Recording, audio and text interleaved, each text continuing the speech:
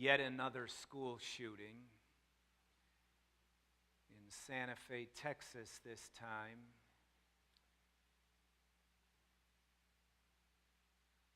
Has America shaking its head, has caring and sensible people wringing their hands, has thoughtful people frustrated,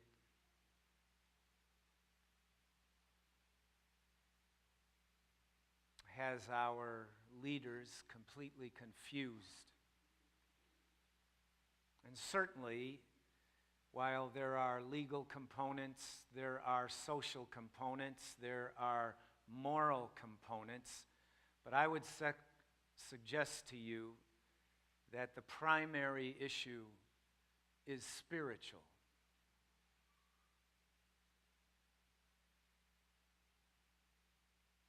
Meanwhile, at home, we continue to see blood run in our streets. I drove past Sacramento and Belmont this week.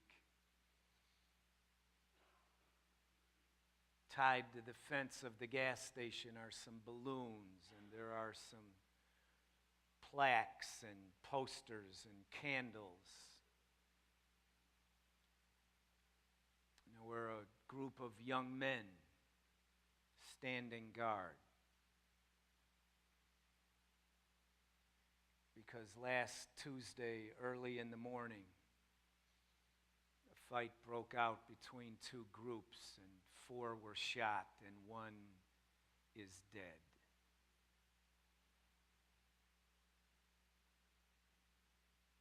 You may not agree with me that the problem ultimately and essentially is spiritual, but I think we can all agree on this. There is something fundamentally wrong in the universe.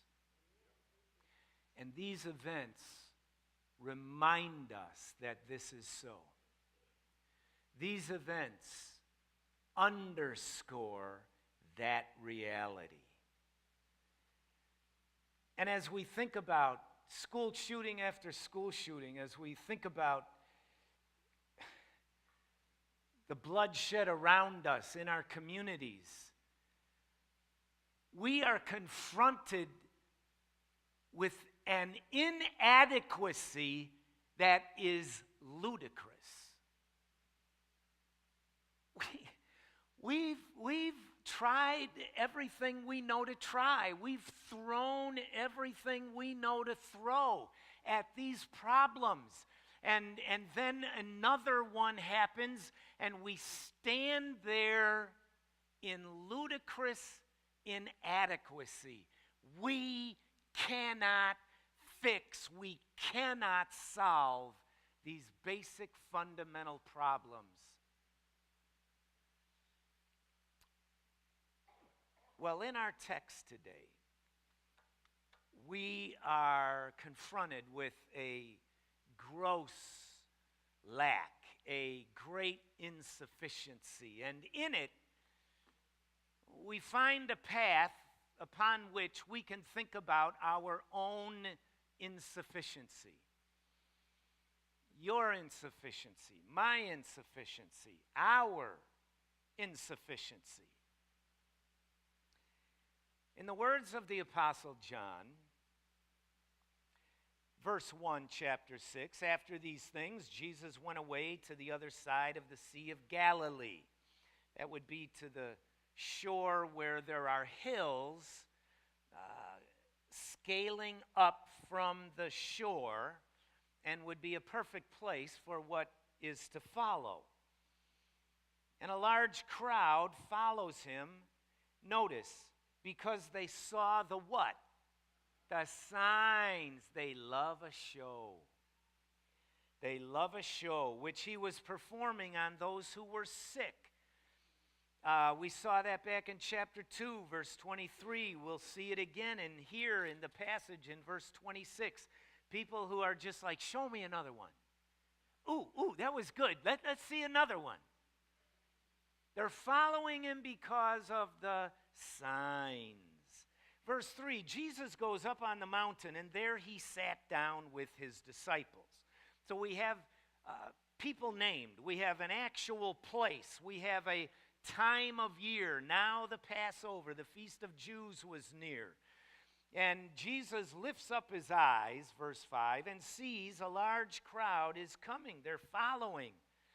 And so those verses set up what is going to come. And this is so unlike fairy tales. People say, well, the Bible, it was written by a bunch of, I was in, what class? It was speech class in high school. And I gave a speech. They said, you got to give a persuasive speech, an informative speech, and a entertaining speech. I entertained them with the gospel, I informed them of the gospel, and then I persuaded them with the gospel. And by the third one, the teacher was just beside herself, and she found some student to get up and give a kind of a counter speech. And he got up and he started out by saying, the Bible is written by a bunch of farmers, and he obviously had done no homework. He obviously, the poor guy, didn't know what he was talking about. He said it's a bunch of fairy tales. Well, you know how fairy tales start. Once in a faraway land, there was a man, there was a princess, there was a, right? No, history reads differently. History, you have real time, real space. Named people, you can find it geographically. And so the setup in these opening verses roots us in time, space, place. It roots us in history. And so Jesus, seeing the people, end of verse 5, asks Philip, one of his followers, a question. Where are we to buy bread so that these may eat? Now that question it's loaded. Yes, it's a loaded question. The point of he asks it deliberately, and he asks Philip that question deliberately. The point is, do you know who I am? The point is, do you believe in me? The question is, you see all these people? You see, oh, by the way, I love these paintings. This one is by Ambrosius Franken the Elder. Back in the 1500s, he painted this. And the first question that it causes me to ask is, what are all those Norwegians doing in Palestine?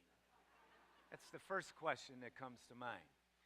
The second question is this guy on the right trying to get a tan, or what's the deal? What's the deal there? But I love these paintings because they remind us that as these events took place, real people were there. Real people. Men and women and young people and children are gathered around. And Jesus' point is not there's a crowd and he's probing deep into Philip's soul. Do you know who I am? Do you trust who I am? Do you believe in me? Do you rely upon me? Well, with this verse 5, we are introduced to Philip the pessimist. And so Philip's up for the question. Verse 6, this he was saying, John helps us out here. He gives a little commentary. He says, this is why Jesus is asking, see. He's testing him, and he wanted to see if he knew what he was intending to do. Can he trust him to handle the situation? So Philip responds in verse 7, And he says, well, 200 denarii worth of bread is not sufficient for them, for everyone to receive a little. In other words, that's about 3/4 of a year's wages for a common working man. So he said, most of a year's salary for the typical worker could not buy enough bread for all these people. What is Philip doing? Philip is looking right past. There's Jesus. Jesus is talking to him. Jesus is asking him a question. And Philip looks right past Jesus at the crowd.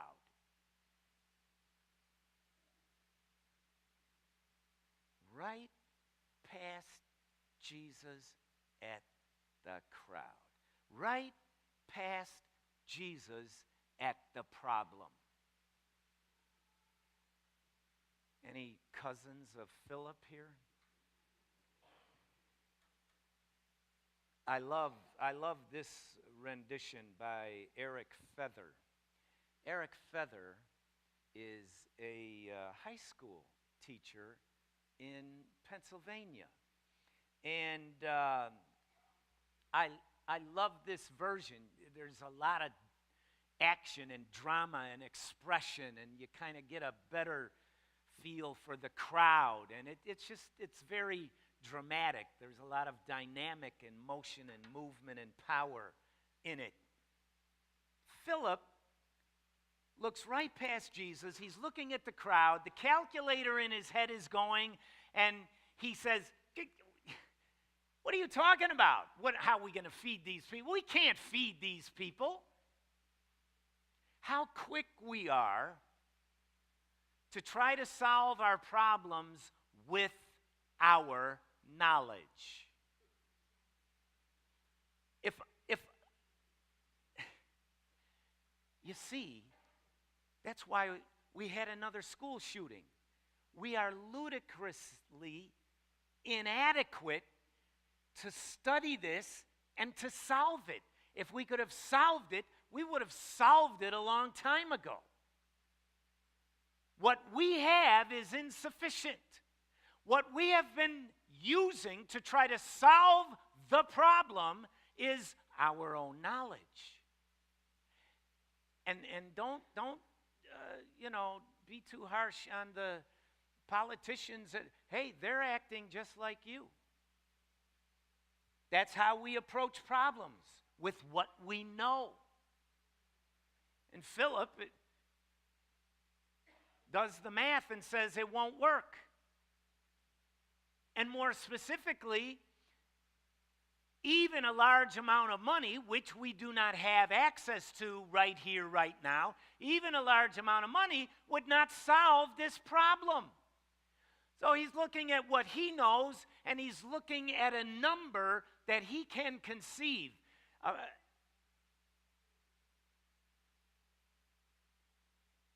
And he's saying, that's still not enough.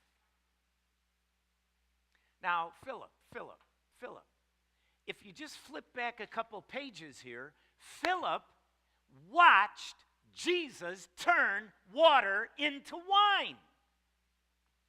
Flip another page, he watched the nobleman come and ask Jesus, please heal my son. And he watched Jesus heal that boy.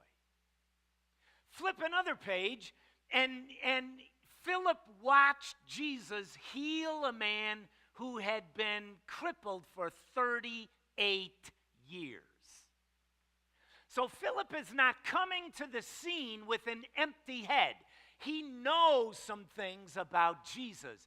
I would argue he knows enough about Jesus to trust Jesus in this situation.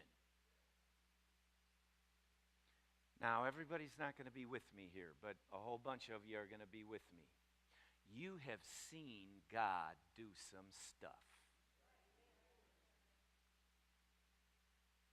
Some of you know you should be dead. And here you are. Here you are. I mean, that's as big as it gets. And on a lesser scale, many of you have seen God move. You have seen God work. You have seen God intervene. Maybe over there, maybe closer to you, maybe in your personal life. But you've seen enough. So then why is it when you come to a fresh demand, a fresh problem, crisis, that you try to fix it yourself first? What is it in us that causes us to do that? So Philip, he looks at it and he says, look, I'm just going to say right up front that we can't do this. Can't do it. He declares the impossibility. All right, here they come. Here they are. You want to feed them? No. It's not going to happen.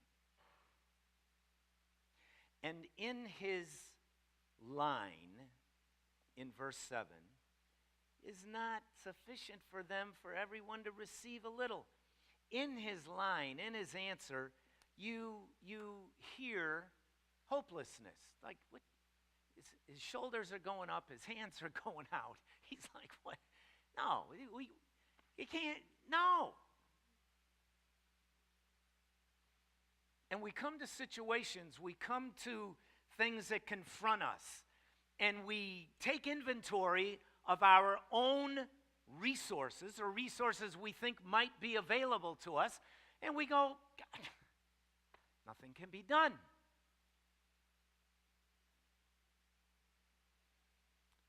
So verse 8, one of his disciples, Andrew, Simon Peter's brother, says, hey, here's a lad. He's got 5 barley loaves and 2 fish, but what are these among so many? It's like, here's a lad. He has some fish and bread. So I guess it's useless.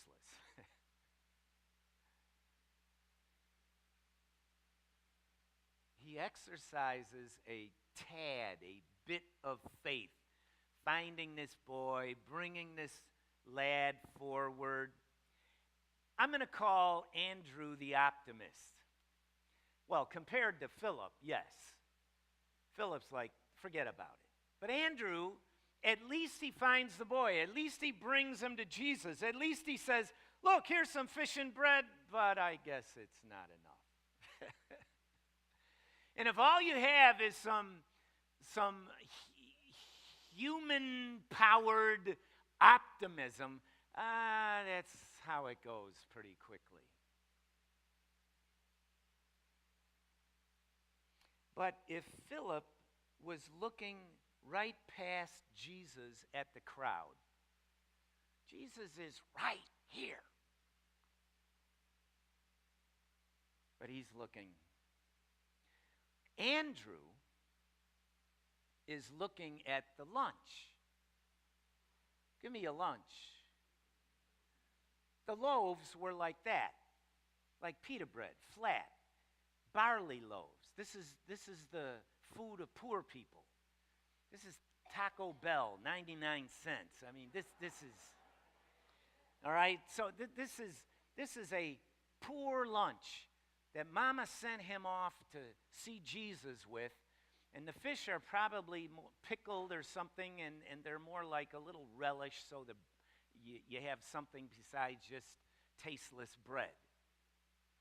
But if Philip was looking past Jesus at the crowd, look at Andrew. Andrew is looking right past Jesus at the lunch.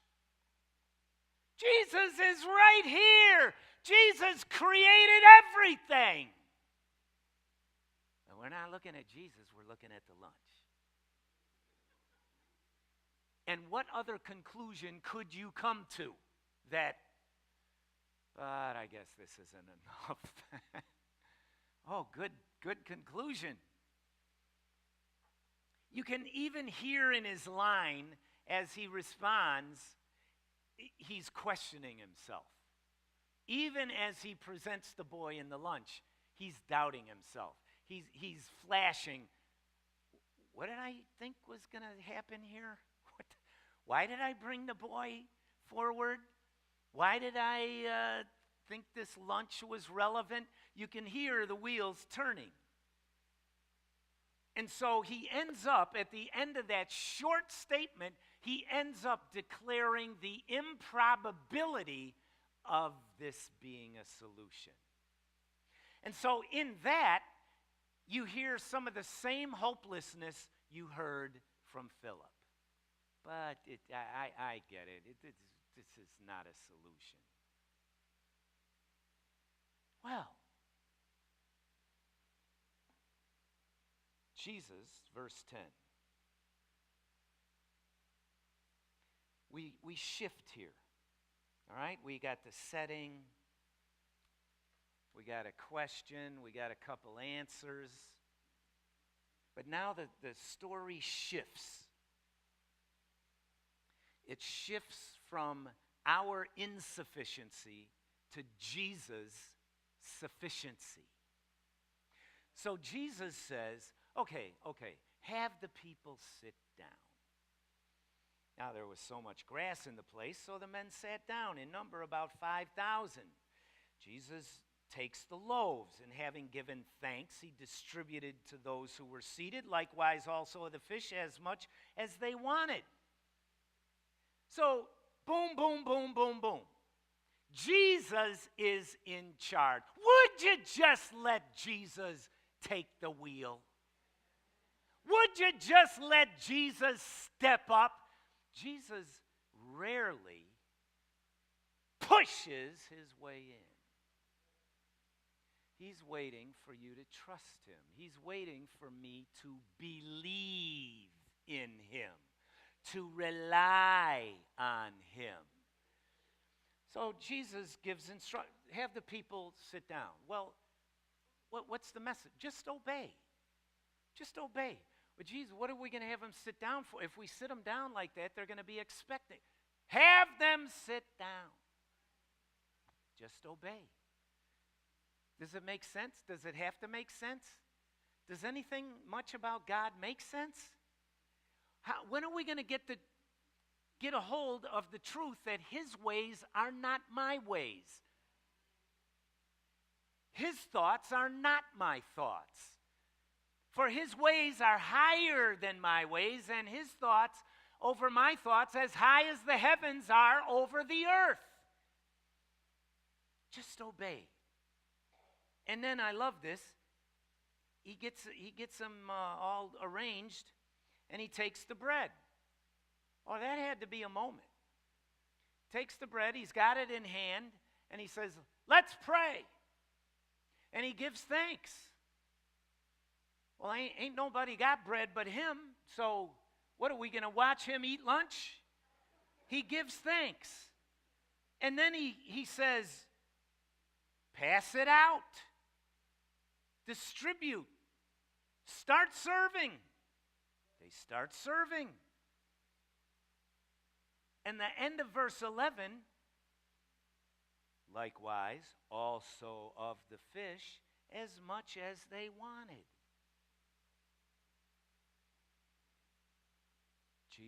Jesus says, here, let's go. Just obey. Give thanks in advance. Start serving. Get to it. Do something. And we end up in verse 12 and 13 with a description, along with the end of verse 11, as much as they want. Verse 12, and when they were filled, he said to the disciples, gather up the leftovers. What? The leftovers? So nothing will be lost. And they gathered them up, filled 12 baskets with fragment from the 5 barley loaves that were left over by those who had eaten. So they gather the leftovers and they pile them up. There is more than enough. When Jesus is trusted, there is more than enough. So I don't know. Is this for you this morning? You need to grab. When Jesus is in charge, there will be enough. You say it doesn't feel like it. Oh, you're back to feeling. Well, if you want to live there, I have to step back because there's not much hope for you. Emotions will take you to all manner of dark places and depressed places and disbelieving places and doubting places. Jesus is real, and when he shows up, there is enough. And you say, but my child still isn't healed. There is enough grace for you to make it one more day. One more day. Not only more than enough, but they pick up the leftovers. I've told you this before. We were running a shelter for homeless. The city had not yet gotten up to speed, and we were in a brutal winter some years back, and we threw our doors open, and we had people spending the night, and we would feed them a meal every night. They would come in at 9 p.m., feed them a meal, and I'll never forget a couple days after one particular evening that was especially brutal, they were telling me, oh man, that's the most people we ever had. They kept coming in the door, and we only had one pot of soup. And we started looking at, we made for this number, but we had that number, and we were, and she looked me in the face, and she said, Pastor, as people kept coming in the door, I'm standing here telling you we could not find the bottom of that pot of soup. We could not empty that pot. More than enough. But look at the lad for a moment. There is a lad here. There is a lad. That's all he gets. There is a lad.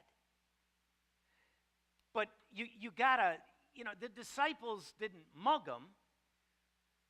They did not jump out from behind the bushes, wrestle him to the ground, and then drag him to Jesus. They spotted him. They asked him, hey, what's in the bag?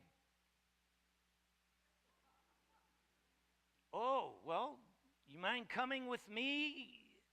There had to be that whole exchange of finding him, of inviting him, of him saying, well, yes. And then he releases his lunch. There was that moment where he releases what he has. And he gives it to Jesus. But all he gets in the story is, and there was a lad.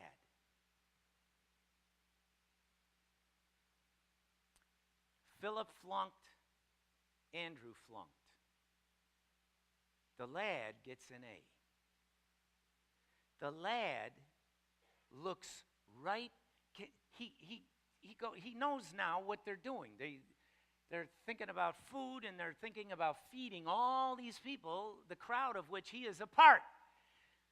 And so the lad looks right past the impossible to Jesus.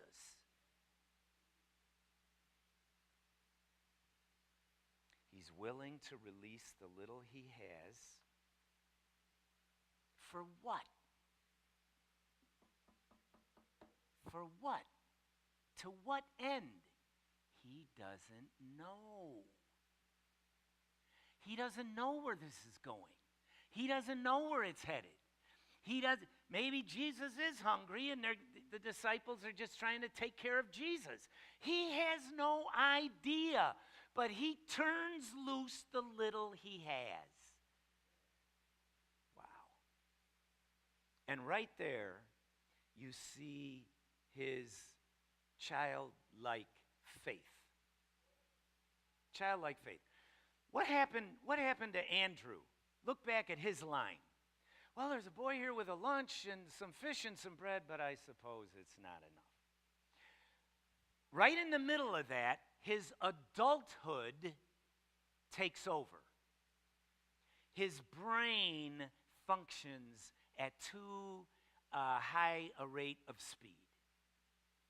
And he's processing all of the physical realities, and he concludes it's rather improbable. The boy has no such baggage. In his innocence, he can trust simply and at a level that Andrew and Philip cannot. To trust Jesus like a child, to have, this is what it comes down to. I don't have whatever is needed to solve the problem. I don't have it. Guess what? God already knows that. He knows you. He knows your bank account. He knows your IQ. He knows your net worth. He knows you don't have it. But he gives you an opportunity to be the lad. He gives you an opportunity to trust like a child. Now here's the thing.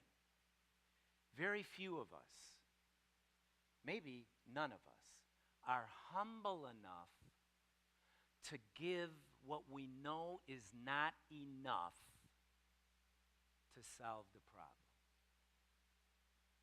So we give nothing. I know this doesn't fix it. I know this doesn't get us there. I know. And so our ego takes over. What are people going to think? I'm offering some bread and food. What are people going to think? I'm giving an hour. What are people going to think? I can only give 100 or 1,000. What are people going to think? I can only volunteer every other time. What are people going to think? I can't. So you don't do anything. And my brothers and sisters, that is ego.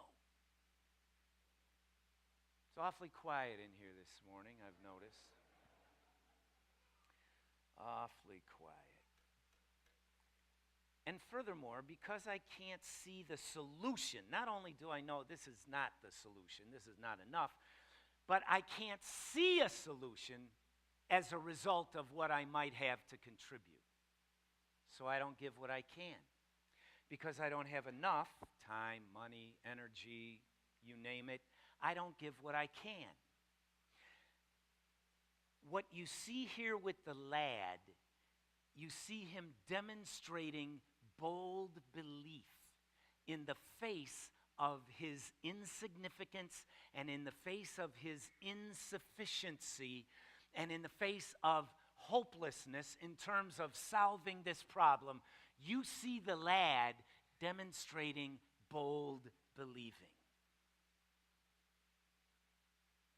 Now, what is bold believing? Well, it's not that deep. But bold believing is not feeling strong and bold. Bold believing begins when I recognize my own insufficiency. I can't, I don't have it, I'm unable to do this or that or contribute. It begins with that acknowledgement. It begins with that recognition. And then bold believing looks past the circumstances to Jesus.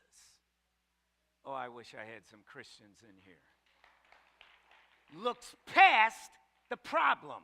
Looks past the short money. Looks past the worn out body. Looks past the I don't have enough time. Looks past all of that. Looks to Jesus. He's the fixer. He's the healer. He's the problem solver. He is always enough. But he's waiting for me to look to him. He's waiting for me to untangle myself from my insufficiency. Not to deny it, but to own it. But to not to allow my insufficiency to dictate to me the possibilities that lie ahead if Jesus is in charge.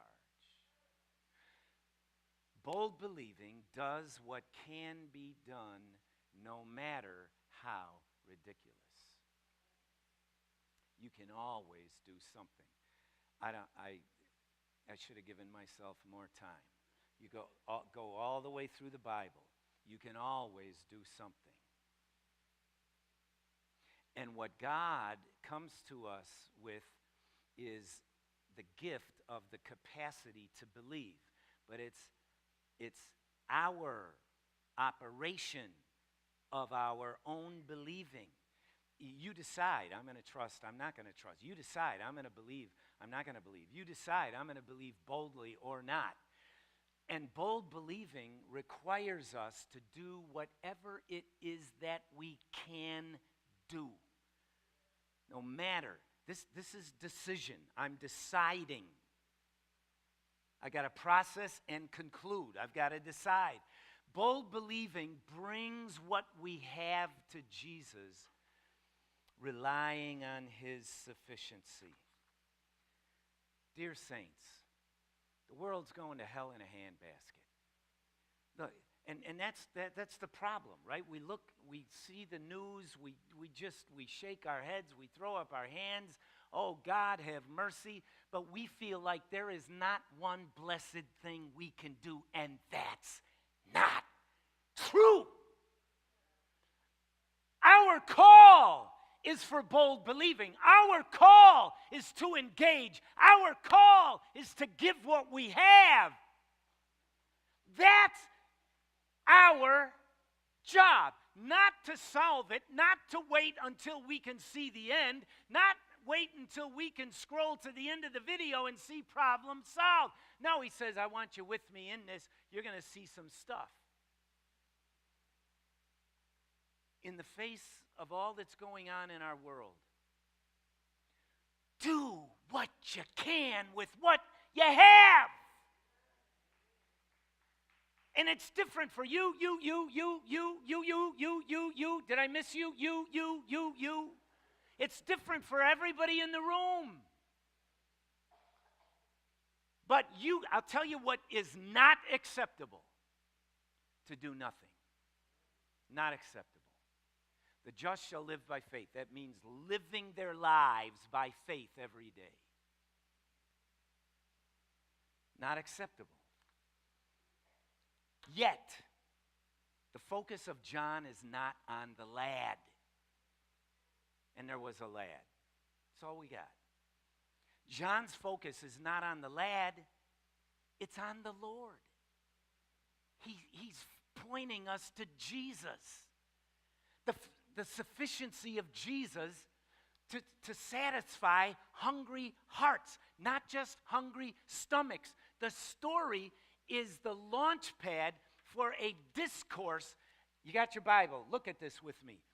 A discourse on Jesus. Look at verse 35, chapter 6, 35. This is where all of this goes. And then he speaks from this point on to the end of the chapter. This is what it's all about. Jesus said to them, read with me, I am the bread of life. He who comes to me will not hunger, and he who believes in me will never thirst. I'm the bread of life. Yes, you need some lunch. We can take care of that. Seek first the kingdom of God and his righteousness. These other things will be added to you. But I have come to satisfy your soul. I have come to fill the emptiness in your spirit, in your heart, in your life. And how do you believe? How he says it right there. He lays it out. He makes it so simple and so clear and so plain. By coming to me, you will not hunger. How do we eat the bread of life? Come to me, and you won't hunger. Rely on me, and you will never thirst. It is the sufficiency of Jesus to satisfy our hungry hearts. And I don't know your condition today, but you may be sitting here, you've got religion, you've got this, you've got that. I want to know, have you eaten the bread of life? Have you trusted, relied with your life, past, present, future, on Jesus as your deliverer, your forgiver? Not only believe to eat the bread of life, but we must believe to share the bread of life. Do you get the picture here? There's enough Jesus to go around. We got that? There's enough Jesus. But there are not enough laborers. We see the sufficiency of Jesus to satisfy hungry stomachs and to satisfy hungry hearts. We see the sufficiency of Jesus over statistical reality. We see the sufficiency of Jesus in taking Andrew's little faith to do a lot. We see the sufficiency of Jesus to recognize a boy's bold believing. Did anybody's reliance on Jesus grow that day? I think so. I think Philip's faith grew. I think Andrew's faith grew. I think that little lad went home believing that Jesus could do anything. And here we are, one little church in one little neighborhood out of 70-some neighborhoods in a great, great city. Here we are, one city out of all the cities of the nation and the world. And here you are, and here I am. What can we possibly do? We can do what we can do. We can give what we can give because you don't know what God's going to do with that. You have a green slip?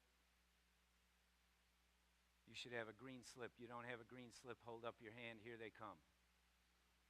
Here they come. Hold up your hand. You say, I saw this last week. No, you didn't. This is new. This is new. This is a second edition, okay? A second edition. So, what can you do? Look, you need to love your neighbor across the hall. You need to serve the family across the street. You need to be Jesus to your own family who needs hope. There are things that only you can do as a person, as an individual. And then there are things we can do together, and those are always powerful. We have summer day camp, Phantom Ranch, special needs camp. We need scholarships for all of those. See, and you say, because I can only give $10 or because I can only give 100, I'm not going to give anything because I know they need thousands. So I have this little, but I'm not going to give my lunch. If you don't hear anything else this morning, would you hear this? Give what you have. You don't see miracle. If you got it all together, you don't need Jesus. Oh, I'm preaching this morning. Lord, are they listening? Volunteer. Volunteer. We still need some helpers with various things in summer day camp. We got a work day coming up. Armitage reaching many souls. Garage sale. Chicago Hope Food Pantry every Monday, every Thursday. Special needs camp. We have needs there. Everybody can do something. Everybody can give. Everybody can serve. Everybody can pray. Everybody can't do everything, but you can do something. My appeal to you this morning, dear saints, in the face of the chaos, the bloodshed, the fear, and the hatred that fills our world, my invitation to you this morning is to give to Jesus what you have. And when we do that, that is bold believing, because it requires humility, and it requires you not knowing the end from the beginning. It requires you saying, Lord Jesus, you see what I don't see, so I'm going to get in on it here. You give a few hours to serve, and those hours become eternal life for somebody else. You donate some dollars, and it becomes a spiritual impact that changes a camper's life forever. You lend a hand, and it becomes Jesus' hand helping out one of our disabled folks at a week of camp. You lift your prayers, And God unleashes spiritual power in those who are serving and teaching and preaching and sharing God's truth, and unleashes his power in the bodies of tired servants. I want to know this morning, will you boldly believe? Not someday down the road, here, now, this summer.